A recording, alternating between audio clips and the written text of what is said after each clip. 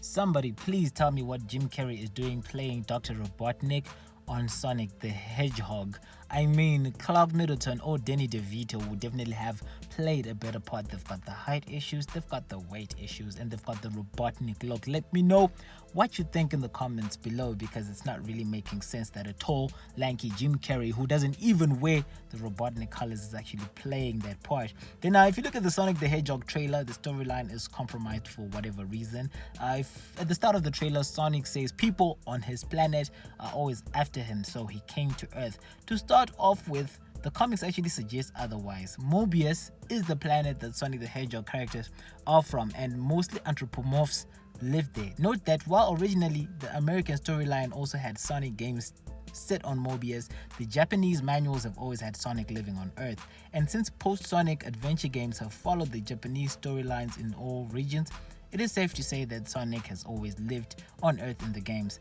Mobius is officially a present-day Earth, while in the comics it's a future Earth, but you actually get the suggestion in the trailer that Sonic is from another planet, which is a freaking lie. And he also says, people from my planet. Anthropomorphs are not people. Let me actually clarify this. Anthropomorphs are not people. I'm actually looking for the definition, right? Anthropomorphism is the attribution of human traits, emotions, or intentions to non-human entities, and it is considered to be an innate tendency of human psychology. Personification is the related attribution of human form and characteristics to abstract concepts such as nations, emotions, and natural forces such as seasons and weather. Both have ancient roots as storytelling and artistic devices, and most cultures have traditional fables with anthropomorphized animals as characters. People have also routinely attributed human emotions and behavioral traits to wild as well as domesticated animals. Maybe that's why you actually had Sonic the Hedgehog looking like a humanoid in the first trailer that they actually had to scrap. So these are just aspects that are showing that these guys don't pay attention to detail. Also, the Sonic the Hedgehog trailer visuals are fake. When he's actually playing table tennis, you see where there's a sign written Hilltop Road. Now this refers to Hilltop Zone. Hilltop Zone is the 5th zone in Sonic the Hedgehog 2, as with most other stages in the game. Hilltop Zone consists of 2 standard acts with the boss fight at the end of Act 2. This zone is also very similar to Emerald Hill Zone. This stage features lava pits and underground caverns, which have similar features of the Marble Zone in the preceding game. However, Hilltop features no sturdy ruins of long-gone civilizations that would have been ground to dust by the frequent earthquakes which ravage the zone and fill the caverns with scorching magma. You get the picture, but if you look at what we have in the Sonic trailer there, you actually see it's Green Hills Town. You can see actually on the cap worn by Sonic when he's playing baseball, it's written GH. So Hilltop Zone had to be a banner or had to be a signpost from the Hilltop Zone, but in the video you actually see something more like Green Hill Zone. So the visuals are fake. It looks like a lot of these things were not really thought of. Things were just happening quickly, and you shall realize as I uncover some of the issues with Sonic as we go on in the review. Not a surprise that Sonic the Hedgehog has been plagued with a lot of issues before it actually has been scheduled to release. It's facing the same issues that were faced by Gemini Man in a review that I did earlier, and as you noted, Gemini Man flopped as I rightly predicted. Sony actually sold the rights for Sonic the Hedgehog to Paramount, and I think it did well to do that. Here goes an extract about that. In 2013, Sony Pictures acquired the film rights to the Sonic franchise, and by 2014 had an adaptation in development. Fowler was hired to direct it in 2016, and actually I called this director Jeff Howler instead of Jeff Fowler. Stay tuned to find out exactly why I say that. Sonic had put the project in turnaround. Now let's explain what turnaround means when it comes to movie studios. A turnaround deal is an arrangement in the film industry whereby the production costs of a project which one studio has developed are declared a loss on the company's tax return, thereby preventing the studio from exploiting the property any further. The rights can then be sold to another studio in exchange for the cost of development plus interest. Michael Sipley defined the terms in the New York Times as arrangements under which producers can move a project from one studio to another under certain conditions. Paramount Pictures acquired it in 2017, and the majority of the cast had signed on by August 2018. Filming took place between July and October 2018 in Ladysmith on Vancouver Island and in Vancouver. So this movie has been in the works since 2013. And if you look at the trailer, it's not the type of movie that actually should take long to produce. So raise a flag there. Somebody didn't want that movie out, and it's becoming clear in the trailer why that movie should not be out. It's not really all that. Sonic the Hedgehog was scheduled to be released in the United States on November 8, 2019, after a negative reaction to the first trailer released on April 30. Paramount delayed the movie to February 2020 to redesign Sonic. From the look of things, Sonic is still lame, guys. What really is actually making that movie look fun? Let me know in the comments below. I don't think that movie is going to actually go anywhere. It's probably not going to have a rating of more than 6.5 out of 10. It's not something that I recommend that you actually watch it. And basically why I'm saying Sonic is lame is because the first and the second trailers showed that the way that this flick was produced is poor. Why is it poor? Because of the director. Jeff Fowler is actually a rookie in this business, and I'll give him a rating of 0.5 out of 10. I mean, this is his theatrical film debut. This is actually an experiment. It's the first time he's done that. The last movie that Jeff Fowler actually directed was in 2004, which is Go for Broke, which is a short movie which is nominated for an Academy Award for the best animated short film. Before that, there's nothing from this guy, guys.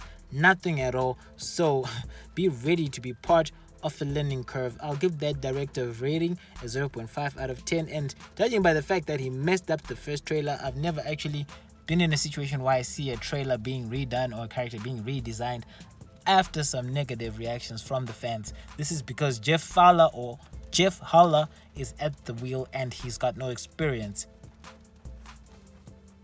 So in terms of quality, what do you expect this movie to be like? I'm going to give it a ballpark of Mission Impossible 2, The Mummy Returns, and The Mummy. Honestly, I think The Mummy is actually a better movie than this. So if The Mummy didn't flatter you, know that this is going to be worse. Ratings wise, like I already said, a 6.5 out of 10. Let's look at what it's up against in its genre, even though it's definitely not going to break the top 10. The best movies in the adventure film category right now are The Lord of the Rings, The Return of the King, Inception, The Lord of the Rings, The Fellowship of the Ring, Star Wars Episode 4, The Empire Strikes Back, The Lord of the Rings, The Two Towers, Interstellar, Star Wars Episode 4, A New Hope, Avengers Endgame, Avengers Infinity War, and Gladiator coming up at number 10.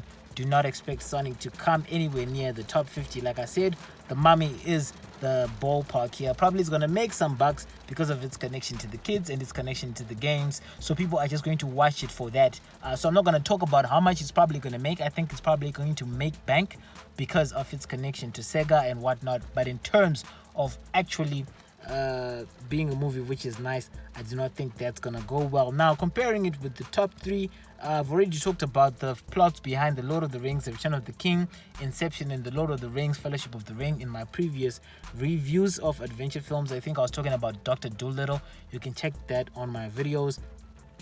Sonic the Hedgehog's plot does not come close. Of course, it's not as complicated, interesting, and potentially amazing, or it's not as unpredictable basically as those ones.